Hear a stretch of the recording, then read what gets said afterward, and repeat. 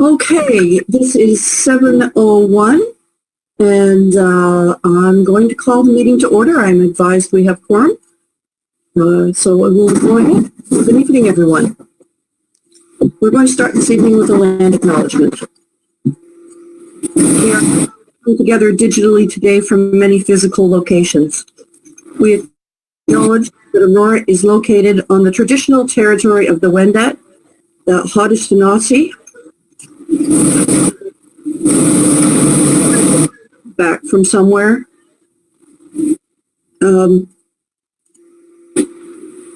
I hated to interrupt that, but it's getting some feedback. Anyway, and the Anishinaabe peoples whose presence here continues to this day. We respect the rich cultural heritage that has existed in this place for centuries. Aurora is part of the treaty lands of the Mississaugas of the Credit and the Williams Treaty First Nations, and we acknowledge them as well as the Chippewas of Georgina Island First Nations as our closest Indigenous communities. We acknowledge this land and the people because the first step to reconciliation is recognizing the existence of Indigenous people.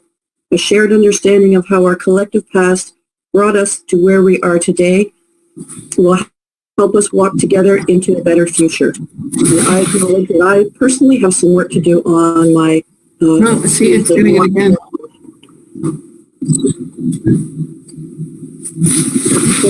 The volume just...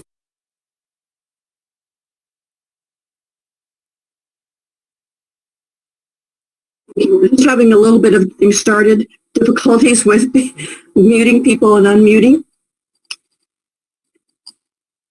I'd like to extend a warm welcome to our members and guests to the Aurora Historical Society 2021 Annual General Meeting. A special welcome to Mayor Mrakas, who is joining us tonight and will make some remarks shortly. As well, York Region District School Board Trustee Bob McRoberts is also in attendance. Thank you for joining us. A couple of notes on how we will proceed this evening. First, everyone's microphone is going to stay muted, and I'm hoping that I can notice when Kathleen has accidentally muted me as well in a mass mute. So bear with me because this is the first time we're doing this. As a reminder, this presentation is being recorded. Regarding voting, we are aware that not all members are familiar or comfortable with the nuances of this technology for indicating your vote. So we will do a reverse vote. We have monitors online who have recorded the members in attendance and verified quorum. When a vote is required, we will ask for nay votes only. If you wish to vote against the motion, please raise your hand and keep it raised until I indicate your vote has been recorded. Alternatively, you may give your nay vote in the chat box. If you are joining us by phone, please indicate verbally. A reminder that only members in good standing are eligible to vote. There will be an opportunity for questions and comments at points throughout this presentation and at the end. You can either type your question in the chat box or raise your hand. We will try to make sure no one gets missed. So, moving forward. I have a motion to approve the agenda. It is moved by Helen Roberts, seconded by Helen Berlangette. Are there any opposed?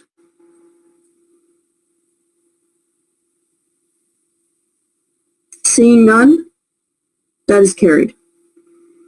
I have a motion to approve the minutes of February 10th, 2020. That is moved by Bob McRoberts, seconded by Ronan Grunberg. Are there any opposed?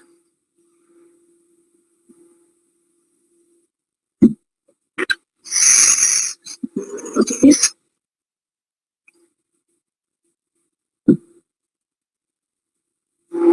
I'm sorry, I seem to have one. I'm sorry, John, could you clarify your comment? John Smale? I was just asked to send my name to Julie. So we're working in the same time as the my apologies. We'll do this. So the minutes are moved by Bob McRoberts, seconded by Ronan Grunberg. I have seen no opposition, so that is carried. Thank you. It is now my pleasure to introduce to you Aurora Mayor Tom Mrakas to say a few words. Mr. Mayor? Thank you, Patricia. Good evening, everyone. I'm honored to join all of you this evening for the Aurora Historical Society's annual general meeting. I would like to take a moment to acknowledge Councillor Humphreys, who is joining us this evening as well. Hi, Councillor. As everyone knows, during the COVID-19 pandemic, Aurora, along with communities and businesses across the world, have had to change their ways of operating. I'm extremely proud of the innovative methods our town and the local businesses have adapted to the current circumstances, whether it be shopping online, introducing virtual meetings, programs and services, curbside pickup, implementing new delivery channels, and adjusting to the new ways that consumers now interact. The Aurora Historical Society has been a staple in our community since 1963. It has been run by a dedicated set of volunteers who share a strong commitment to the preservation of our local history and sharing the stories of our past. Our community is truly blessed to be home to many historic and unique locations such as the Hillary House, Church Street School, Town Park, and much more. Not only do our town's heritage resources enhance the diversity, beauty, and richness of the natural and built environments, they also provide a greater sense of place in the community. Aurora is committed to preserving and enhancing heritage buildings and streetscapes, and our strong partnership with the Aurora Historical Society allows us to help build community spirit and providing integral support in arts, heritage, and culture as our town continues to change and evolve. The current Library Square project adds to the revitalization of Aurora's downtown core. This project will help highlight Aurora's appreciation for art, culture, history, and will create a cohesive community hub to accommodate everyone. We are working towards making Aurora's Yonge Street and historic downtown area thrive as a premier destination in the GTA. I would like to express my sincere thanks to all current and past members of the Aurora Historical Society for your ongoing contributions to our community. And a special thanks to the Board of Directors for the hard work you do to preserve our town's rich legacy. Your hard work keeps our history alive and helps generations to come learn more about our beautiful town. I look forward to continuing our strong partnership in heritage preservation and to continue to support the important work by the Historical Society. Thank you, everyone, and have a great evening. Thank you so much, Mr. Mayor, and thank you for alerting me that Councillor Humphreys is in the audience. I wasn't aware of that. Thank you for joining us, Councillor Humphreys. I'm thrilled that you're here. So moving along, tonight, in addition to providing the required reporting, we will give you a snapshot of the unusual year that was 2020. Saying there were challenges is a bit of an understatement. Having said that, I am bolstered by what was accomplished despite these challenges and by the positive feedback from our members and from the community. You would think it would have been a quiet year with little happening during the pandemic. Quite the opposite, in fact. It's been an incredibly busy time. I am so proud and grateful to the board for their dedicated volunteer work at the board level and on special projects. As I stated at the beginning of my term as president, the 2020 board was committed to making sound business decisions, investigating innovative opportunities for collaboration, and bolstering the governance foundation by updating the bylaws and the strategic plan. You will hear more about the bylaws later in the evening. In late 2019 and continuing through 2020, recognizing our responsibility to continually assess our vision and strategic objectives, the board undertook a review of the existing strategic plan to ensure relevancy. In consultation with our members, the community, and staff, 3 strategic priorities were identified. Education. Through thoughtful community programming, AHS will promote awareness, connection, insight, and story sharing in our community and pride in our heritage. Preservation. With a well-managed approach, AHS will focus efforts on professional preservation of our collections and artifacts and Hillary House. And restoration. Through prudent investment and planning, AHS will work to restore and maintain Hillary House to preserve its prominent place in Aurora. A document reflecting this, as well as a companion operational plan, are in development.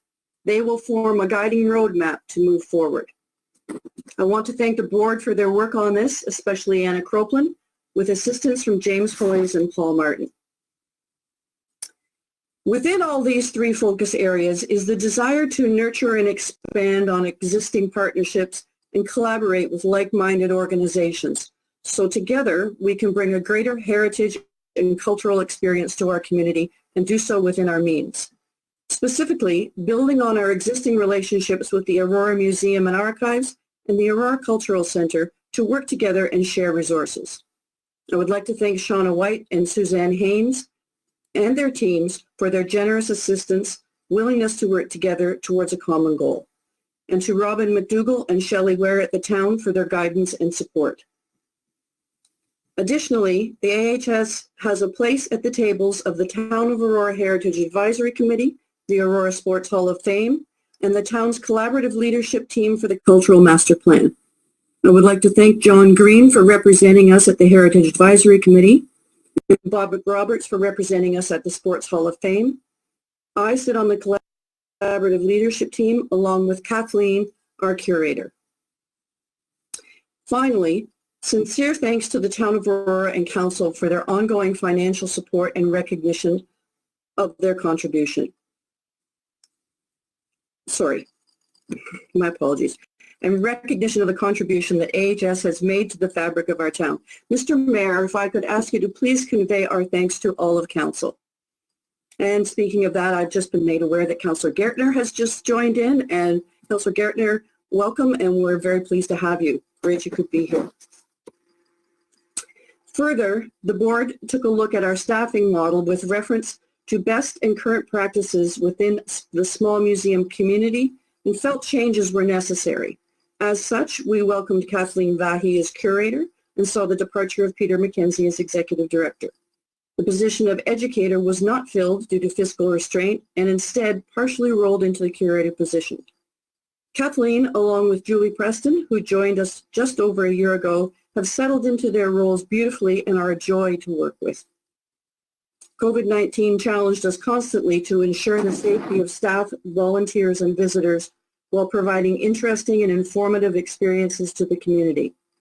When we hired Kathleen, she hit the ground running and developed an extensive and comprehensive pandemic safety plan specifically for Hillary House, and then started work on how to provide program within the restrictions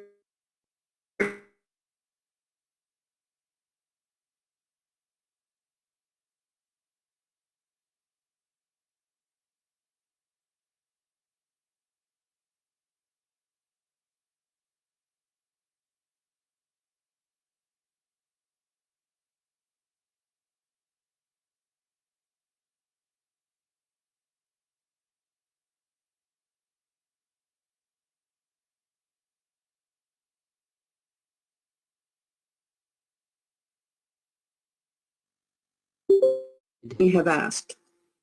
As you know, the property is slated for development, and it's no secret that the developer plans to build condominiums on the site.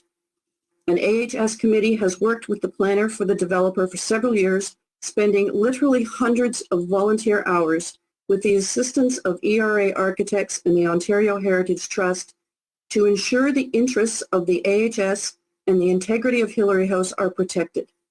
It is the position of the Ontario Heritage Trust, which is shared by us, that any agreement between the two parties must strengthen the heritage value of Hillary House as a National Historic Site. Much progress has been made to that end due to a very good working relationship with the proponent. Although plans are not finalized, we are in the waiting stage at the moment. The planner advises me they are very close to submitting planning documents to the Town of Aurora for approval. That's all I can tell you about that at this stage, but I would like to take this opportunity to thank those committee members who I had the pleasure of working with on this project and those prior to that for their exemplary dedication to the project. Bill Albino, Len Bulmer, John Green, and Brian Porter. Moving on to another structure, the update on the coach house is that there is no update on the coach house. Although the acquisition of the coach house from a neighboring property in a disassembled state was well-intentioned, we do not see a financial or practical future for re-erecting it. This board and previous boards feel strongly that the financial commitment to the maintenance and restoration of Hillary House is a challenge at the best of times, and all efforts should be focused on that for the foreseeable future. Therefore, at this time, there are no plans to address the woodpile, as someone recently called it. And finally, I'm happy to share some good news received this week. As you know, the fence at Yonge Street at street level is in rough shape, despite Band-Aid fixes and a lick of paint. On Monday, I received a long-awaited commitment from Parks Canada, who originally built and plaqued the fence in 1975. They will undertake the repair of the fence. This is a project we could not otherwise afford. The large brass plaque, which was placed by Parks Canada, has already been removed by them for refurbishing. There's a very long story of how this commitment finally came to be, but that's for another time. The work will likely take place in 2022. This is really, really good news for us and for the town of Aurora. With the new exterior lighting installed last year showcasing the architecture of the house and the new banners identifying it as a museum, the improved fence will help to enhance the streetscape of our downtown area. I'm personally very excited about this. So now I would like to call on Kathleen to present the curator's report. Kathleen? Hi, everyone. Thank you for the introduction, Patricia. It's nice to see so many faces without masks here tonight. I've met many of you in person, although I hope 2020 will bring some opportunities for me to meet even more of you. So for highlights for 2020 and the COVID-19 pandemic brought many challenges and great changes to our usual activities. Despite this, the AHS remained committed to providing programming and visitor and volunteer engagement opportunities to our audience and continued to make progress on collections management and maintenance projects. After having to close the doors to Hillary House in March, we were eagerly awaiting for when it was safe to reopen the museum and welcome visitors back inside. An extensive reopening plan was created to ensure the safety of the public and staff before allowing guided tours starting in July. Local MPP and Minister of Health, Christine Elliott, as well as MPP Michael Parsa, visited Hillary House in July to announce and promote the safe reopening of the museum. And later in the summer, we welcomed MP Tony Van Bynen for a tour of Hillary House and to discuss some museum funding, which our treasurer will talk about a little later.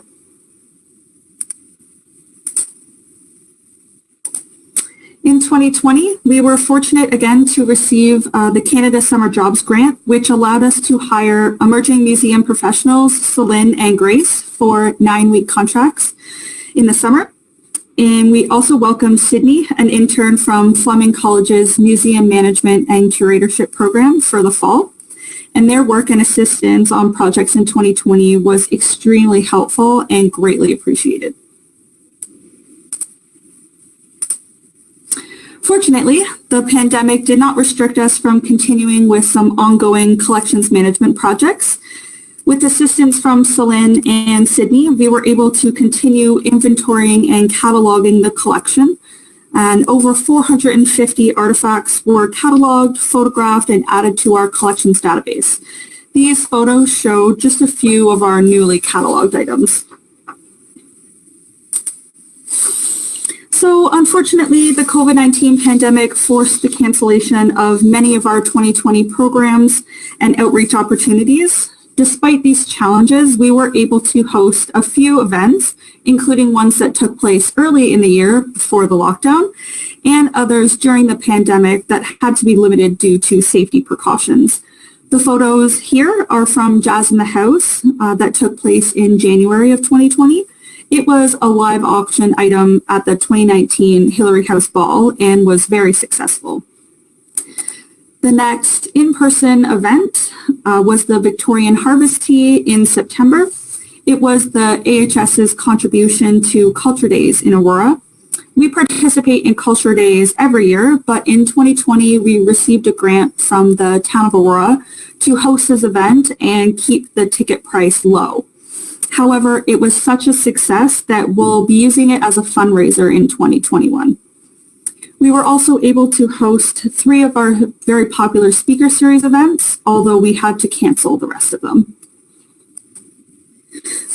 So the AHS was acutely aware that the pandemic was going to greatly affect how we would be able to interact with the public and our volunteers.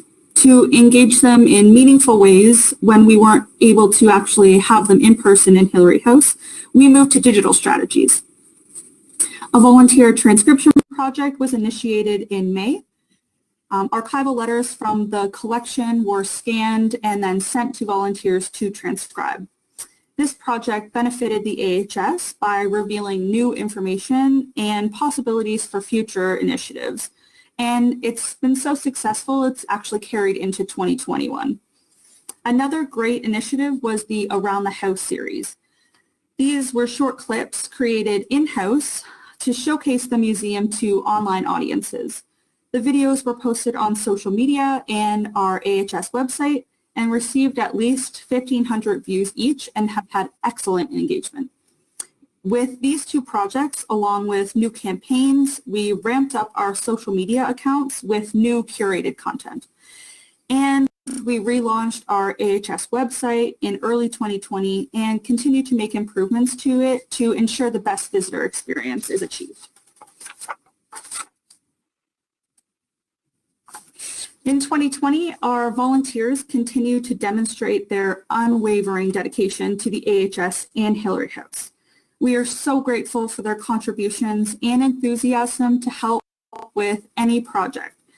With the help of volunteers, we were able to repaint the south veranda stairs, and that's Wayne Berlignette on the left painting our veranda stairs. And we were able to replace the hatch door on the southwest side of the veranda thanks to James Hoyes. We were also able to reorganize the east basement and move some AHS documents from our collections room, which freed up some much needed space. And the photo on the right is from our fall cleanup day, and that's high school volunteers that we got for that.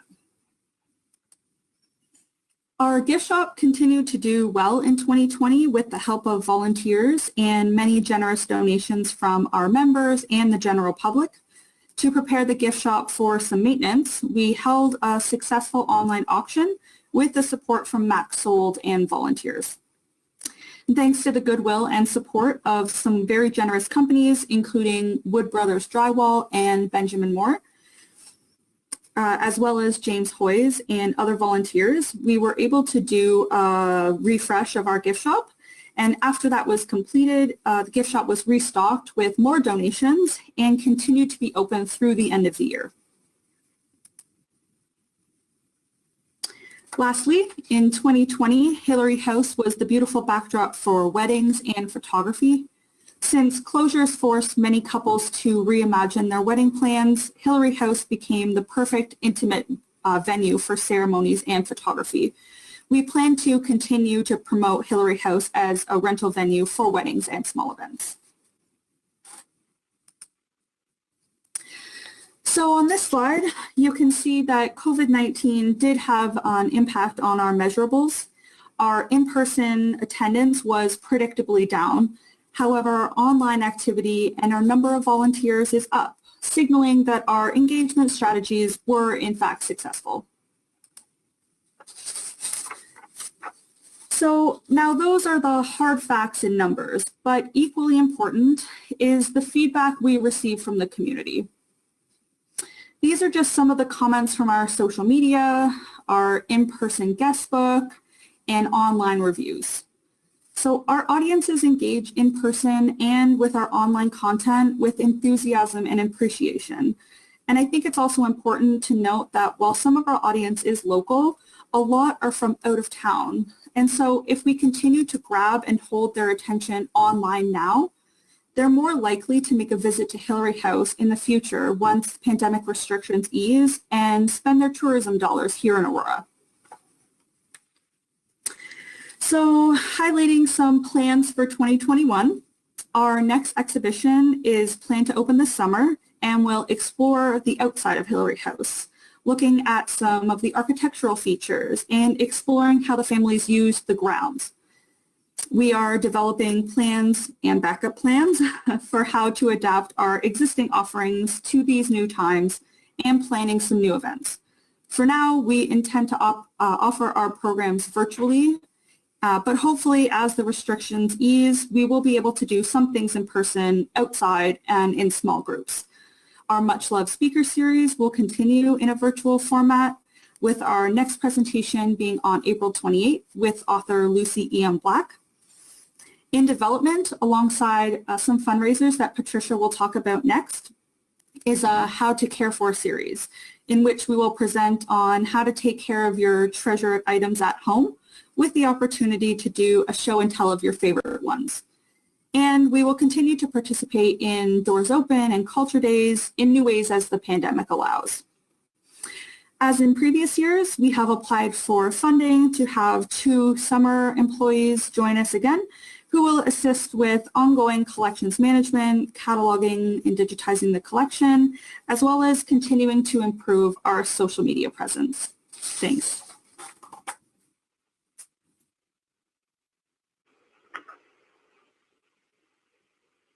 Thank you, Kathleen. Appreciate that. That's a great report. Thank you. Just want to talk a little bit about fundraisers that we're working on. It was very difficult, obviously, last year to hold fundraisers, so we're going to see if we can change that this year. We hope to hold a virtual Mother's Day tea. That's Kathleen's baby. She is very keen on having teas, so we're going to see what we can do for that. Also, we're planning a golf tournament for the end of June. Don't have a firm date yet, but that will be coming out shortly, and we will all get communication on that. But if you're interested in that, make sure you get your tickets early, because that will sell out fast. In September, we hope to have a virtual Scotch tasting, another thing that seems to sell out very quickly, I'm advised.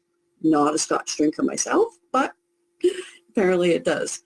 And then also in September, we will host the Victorian Harvest Tea, as Kathleen mentioned earlier. Also, we really would like to tackle a virtual Hillary House ball. We're working on that. We've got a few ideas already, and I know it's already late, but I'm quite sure we can do it. I would like to say, though, that none of these things happen without volunteers. So if there's something you see here that you say, hey, I can help with that, please let us know. We need your help with that. And so thank you for that. And next slide, Kathleen. So I would now like to call on John Baer to present the Landscape Committee report. John?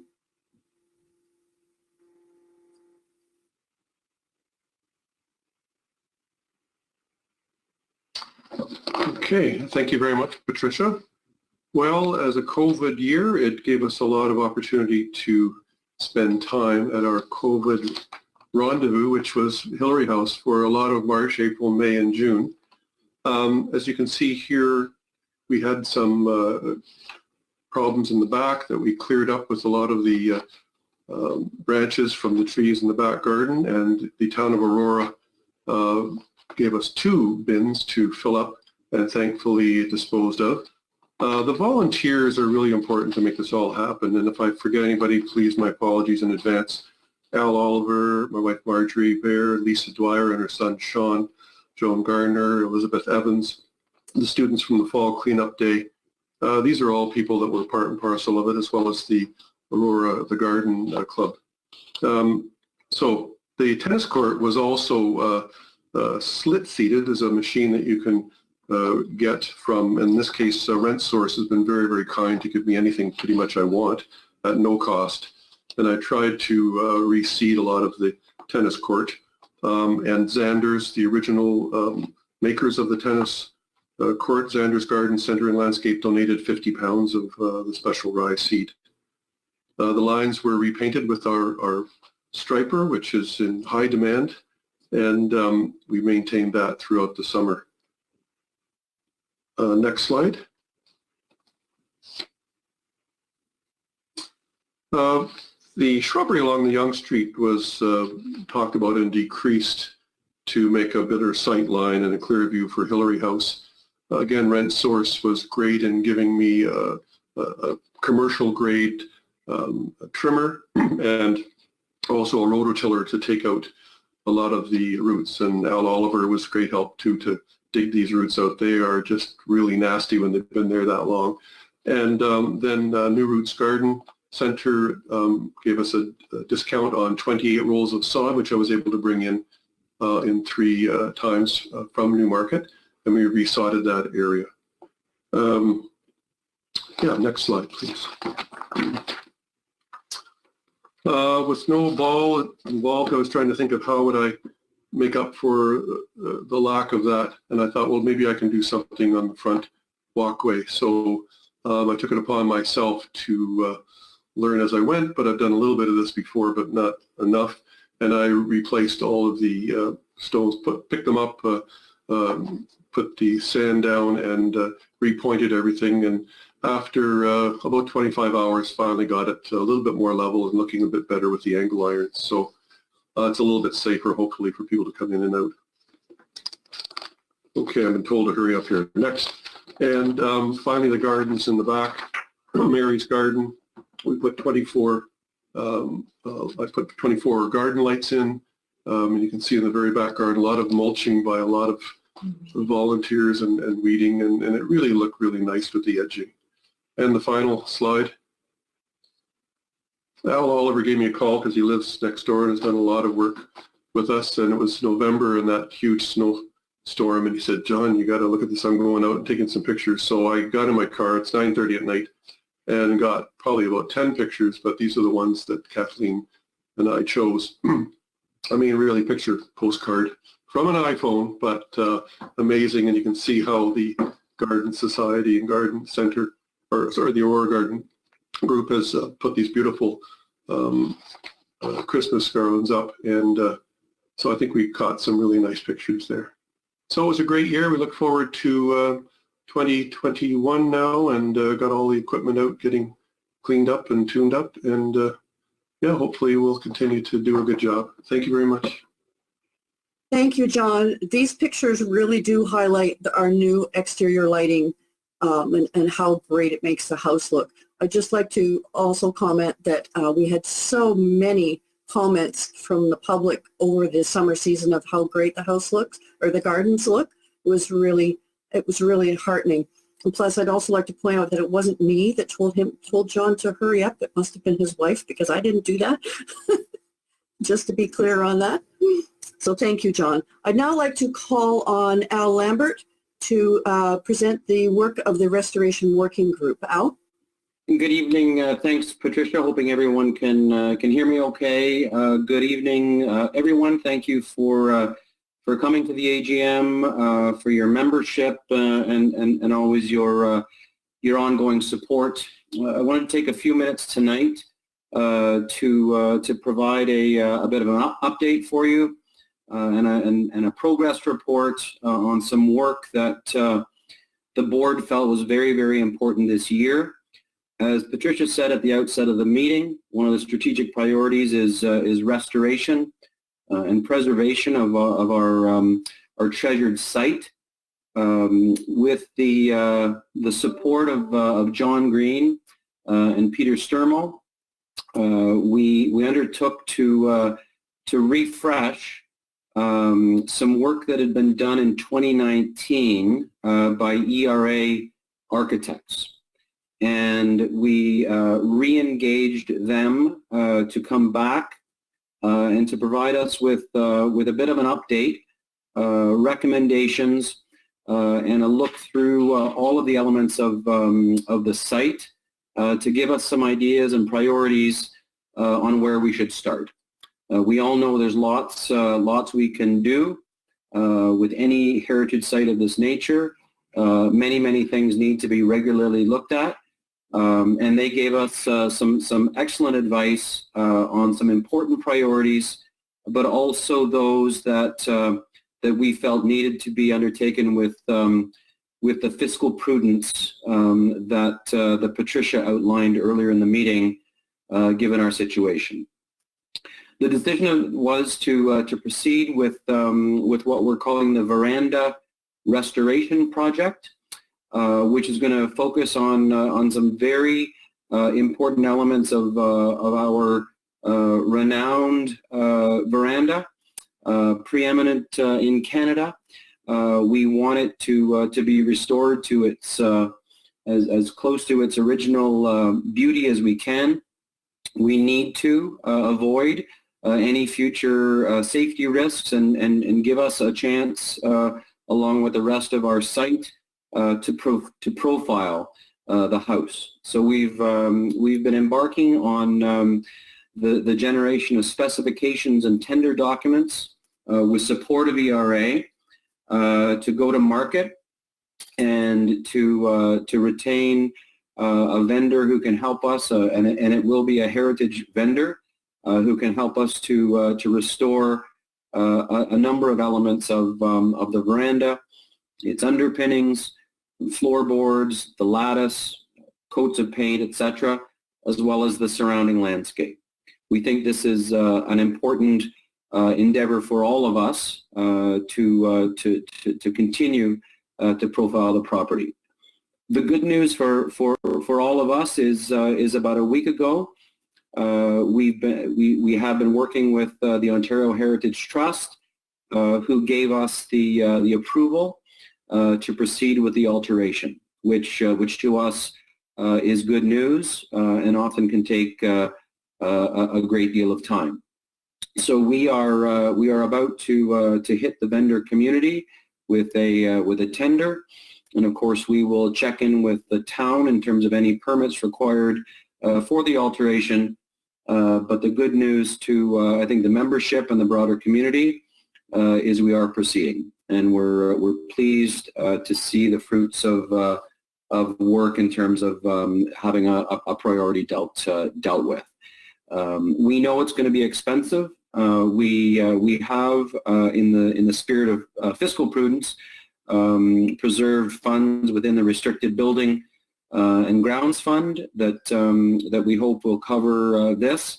But I guess our plea as a board to everyone as members and across the community is we know there's more to do, and we would look forward to future support from all of you as well as the community, so that we can address other priorities as we move forward. That is my report, and the report, as I say, on behalf of John Green and Peter Sturmel. Thank you, Patricia. I'll turn it back to you. Thank you, Al. Thank you. We are so looking forward to having this done. I did just want to make a point of clarification for those who may not understand the terminology where Al had referred to alteration. It sounds like we're going to change something. We're not. That is the terminology used by the Ontario Heritage Trust when with regard to our easement documents. So nothing is changing. In fact, we are going to make sure that it stays the same, just better. So just a clarification. Thank you, Al. That's great. So having done that, those are all the reports other than financial. I have a motion to receive the reports. That is moved by Erica Baird. It is seconded by Lisa Dwyer. And is there any opposed to receiving the reports? Hearing none, that is carried. Jeff Daw is up next. However, he is having technical issues. However, he has now left the meeting but rejoined us by phone. Jeff, are you there? Oh dear.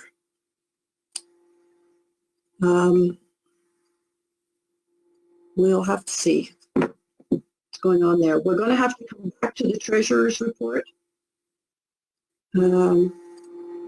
Kathleen, maybe you could just text Jeff, please, and see what his status is. His connection had dropped, and he was phoning it in, but I don't know where he is. In the meantime, we'll have to come back to all of that. So I think we'll move on and ask Jeff Tom to speak to the proposed bylaw amendments? Jeff?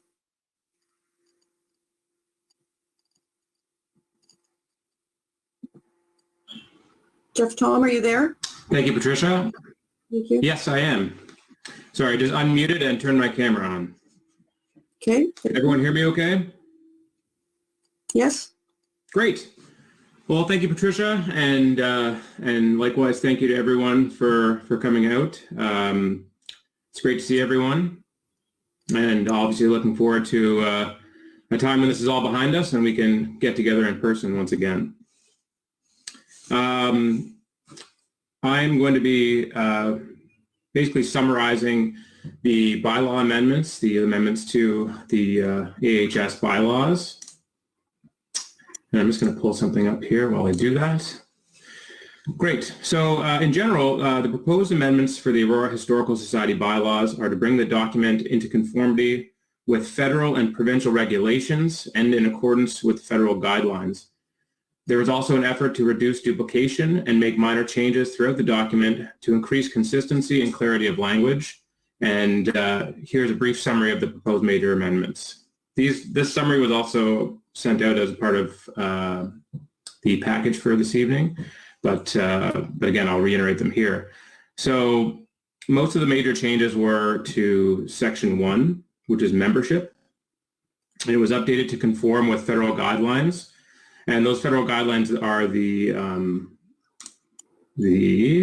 let's pull it up here, model bylaws for not-for-profit corporations. And so Section 1 was updated to conform with federal guidelines and the current operational realities of the Aurora Historical Society.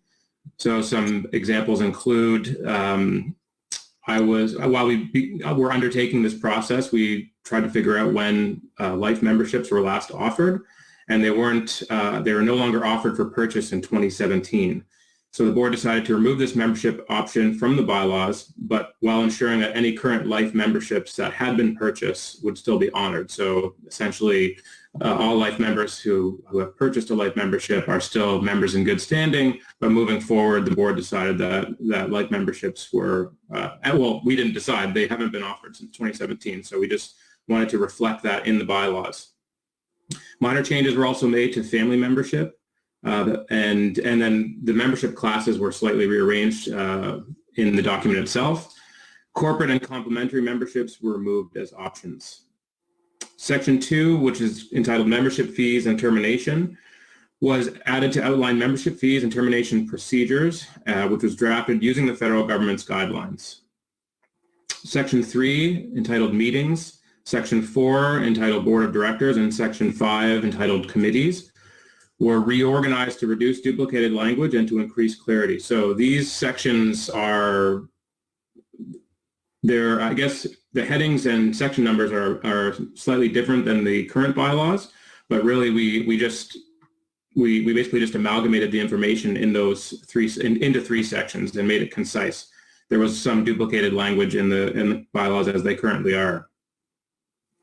So the proposed amendments to these sections includes quorum requirements were added to Section 3 and Section 4 to conform with federal guidelines and also, I think, provincial legislation. The Board of Directors was reduced from 10 members to 9, or is proposed to be reduced from 10 members to 9 members. The positions of past president and second vice president were removed. It's my understanding that we actually haven't had a second vice president in a while. I think perhaps someone who's been on the board longer than me can clarify that. Section 4, Board of Directors, was amended to include the mechanism for the appointment and election for new board members. So that's something that was not really clear in the old bylaws. We wanted to make sure that the mechanism was clear in moving forward. It was also amended to include a mechanism for the removal of board members. Again, these mechanisms were drawn from the federal government's guidelines, its recommendations for not-for-profit corporations, and clarification of term lengths for officers and directors. Again, just to clarify not only the roles of officers versus just members of the board, officers being the president, the vice president, the secretary, and the treasurer, and also the term lengths for both officers and board of directors members. And Section 5, committees, was amended and reorganized to better reflect the current operational realities and best practices. So the language was slightly changed, and I think the language as it's going to be was largely what was in practice kind of de facto anyways. So again, it was just, like many parts of the bylaw that we looked at updating, it was more to kind of almost bring it up to what was de facto the current practice anyhow. And that's it for my summary. And so I think I'll throw it back to Patricia. Thank you, Jeff. So that we can move on, are you moving acceptance, approval of the proposed bylaw amendments, Jeff? Yeah, I will move that. I did notice that someone had a question that if the new bylaws were online. So I thought they were. Well, how about we do Yes. over and seconder, and we'll go to discussion, and then we can address that. Okay, well, so moved. Thank you. I have a seconder. The seconder is Anna Cropland. And so now we can open for discussion if there is any. And to immediately answer that question about are the bylaws available online, the current ones, the past ones, have not been available online. We knew that we were going to review these, so we did not put them on our website. And we will be discussing putting them on our website should they be approved tonight. Is there any further discussion before I call a vote? Okay, thank you. Are there any opposed to approving the new bylaws? This is an important document, so I want to make sure that everyone has a chance to voice their opposition. So therefore, I'm going to call that carried. Thank you very much. So we're going to try to go back to Daw now, who is on the phone, and we're going to... Theoretically, can you hear me? So this is what happens when you move to Keswick. I warned you. Can you hear me? Yes, we can hear you. So despite the assurances from the supplier, the internet supplier, that we've got top-notch connection, I think we've all of a sudden reverted to 2 tin cans and a piece of string. So I do apologize for that. Although I can see on my PC, I can see and hear people fine, so I don't know what's going on. Anyway, thank you, Pat. I appreciate that, and my apologies for the hiccup there. So first off, I would like to state that I have a correction to my written report that I sent out. And my report was just over 3 pages. And on the bottom of the 3rd page, in bold, where I highlight our fund balances, I reversed the totals for 2019 and 2020. So your current document would show the total of 2019 and total fund balances to be $185,447, and the equivalent number in 2020 to be $141,742. Those are reversed. So our total fund balance for 2019 was $141,742. And the total fund balance for 2020 was $185,448. So my apologies for that error.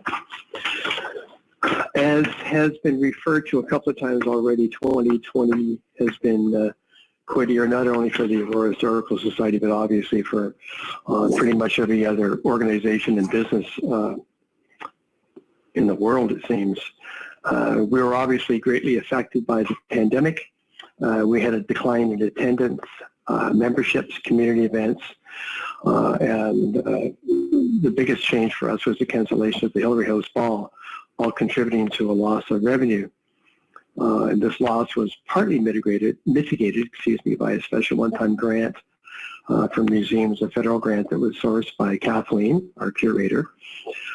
We further mitigated our overall cost by reduction in expenses. We've held the line on staffing. Pat mentioned that. we're not staffed up to where we were in early part of 2019. We postponed some maintenance work on Hillary House, and of course we had a reduction in fundraising expenses due to the cancellation of the ball. And with respect to staffing levels, Pat has already addressed this, but a big shout out to Kathleen and Julie, who really have done yeoman's work behind the scenes. We really don't see what they do. For example, just one example each, Julie managed to get our Bell telephone costs reduced, which is a feat in itself. And Kathleen, as well as finding that special museum grant, has been very diligent in keeping her eyes open for other grant opportunities.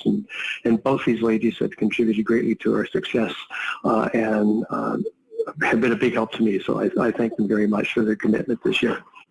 The AHS applied for and received funding from the Canadian Emergency Wage Subsidy, and we received slightly more than $26,000, which on our financials is noted as an offset in expenses as opposed to revenue. So the net result is that the AHS finished the year with an excess of revenue over expenses of $43,761. So from that perspective, we actually did very well. And on one positive note, our donations were up. So we're very grateful to those folks who have who made an extra effort this year to donate to the Aurora Historical Society. 2020 was also significant in our financial administration changes. Obviously, a new treasurer, that being me. We also engaged a new bookkeeper early in 2020, but unfortunately, due to personal reasons, she was not able to continue into 2021, and I would like to thank Ms. Birgit Dempster for her assistance last year. She helped me a lot. Right at the end of 2019, we engaged Ms. Agnes Lytle as our ongoing bookkeeper, and we have also migrated to a new accounting software. For those of you who are familiar with that world, we have moved from Sage, which was many years ago known as Simply Accounting, to QuickBooks. And these changes actually gave us a great opportunity to review our chart of accounts and to make changes that more accurately reflect our current day-to-day operations, increasing the overall confidence in our operations. So very pleased with those changes. We also applied for and received a Bank of Montreal MasterCard, which facilitates our online purchases. As an example, our internet supplier, Tech Savvy, requires a credit card, and up to this point we have been relying on AHS members who had graciously assisted us by using their personal credit cards. And so I would certainly like to thank John Smale and Richard Hess, both of who have supported us in that way in the past. And finally, we're in the process of getting set up to do full online banking with the Bank of Montreal, which will speed up our bill paying process and reduce some of our operating costs. So as we move into 2021, we are cautiously optimistic. Pat mentioned some of the fundraising opportunities that we're looking at, and I believe that we'll be able to host some more events and get back to where we have been in the past. And so we're all certainly looking very much forward to that. So that is my report. So I'll be happy to take questions just as soon as I put my motion on the floor. And Pat, or Kathleen, if you could flip to the motion, please. And so for my first motion is to approve the 2019 audited financial statement, which was part of the package that was sent out. So Pat, I will move that. Thank you. So that is moved by Jeff, and that is seconded by John Smale. Is there any discussion on the 2019 audited financial statement? Seeing none, I'll ask any opposed to that motion. Seeing none, I'll call that carried. Jeff? Thank you. And I would like a motion. I will make a motion, pardon me, to receive the 2020 unaudited financial statements. These are preliminary numbers, and they will be going to our accountant within the next couple of weeks. Thank you. That is moved by Jeff, and it is also seconded by John Smale. Is there any discussion on the 2020 unaudited financial statements? Hearing none, I'll call a vote. Are there any opposed? That is carried. Thank you. And my last motion is to appoint our auditor for 2021, and I would move that we appoint Bateman, Graham, and Fitzpatrick of Newmarket as our auditor for 2021. Thank you. Moved by Jeff Doss, seconded by John Green. Any opposed? That is carried. Thank you. So, Jeff, thank you for that work. That is an outstanding amount of work that you have done with assistance. But we've muddled through this year, but I believe we've made great strides. And the fact that we end the year with a cushion is really important, because our money generally comes in at the end of the year. So the cushion we have at the beginning of the year will get us through the first 6 months, hopefully. Well, I'm not quite sure it will. Anyway, thank you very much for that. Pleasure. Okay, so the 2020 Board of Directors. This was who we are as of this moment. Will change shortly. We received resignations earlier on in the year from Stan Neal and Paul Martin. I would like to thank them both for their efforts for the AHS and for stepping up. There are 3 others who are concluding their time on the board as of tonight. Anna Cropeland joined the board 2 years ago. During her time with us, Anna was not only a solid advisor and a voice of reason, she volunteered to help with events and even organized a couple of them, and even took brush in hand to help paint the gift shop. This past year, Anna has served as secretary for the board. Thank you, Anna. We will miss you. I will miss you.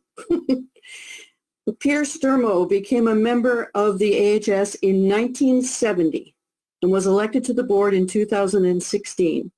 Since then, Peter has served as director and vice president. Peter has an extensive background in museum management and has been a valued resource to the board.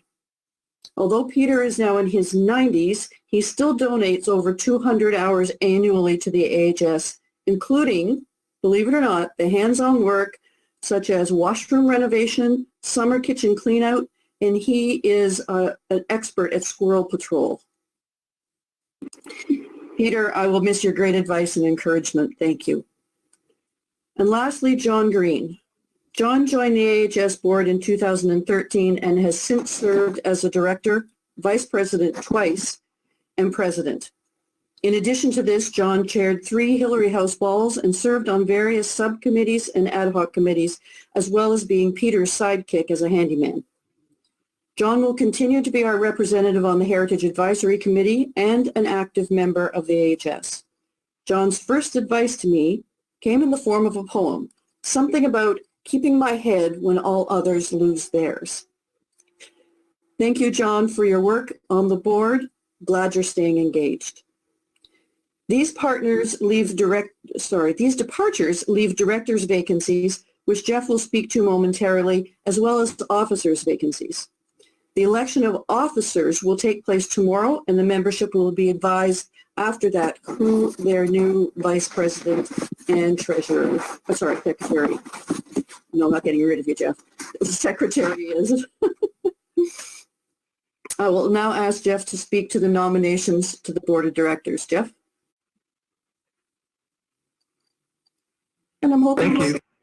Okay. Can you hear me? Yes. Okay. At least that part didn't work too badly. Thank you, Pat. I'll just briefly advise the membership of the nomination process.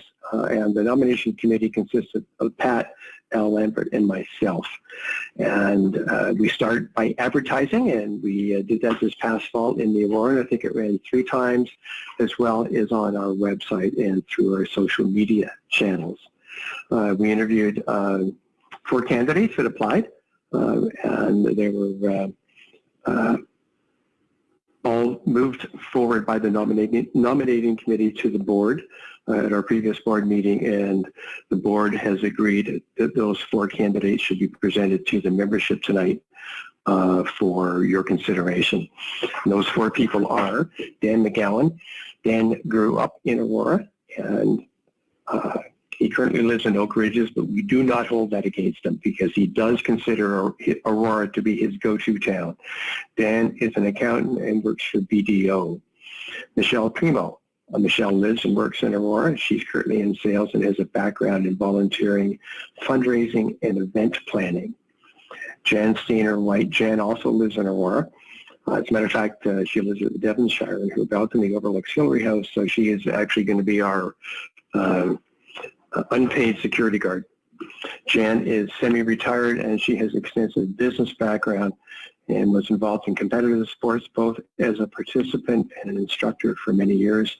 And finally, Martin Pavio. Martin, some of you may know already, Martin's lived with his family in Aurora for close to 50 years.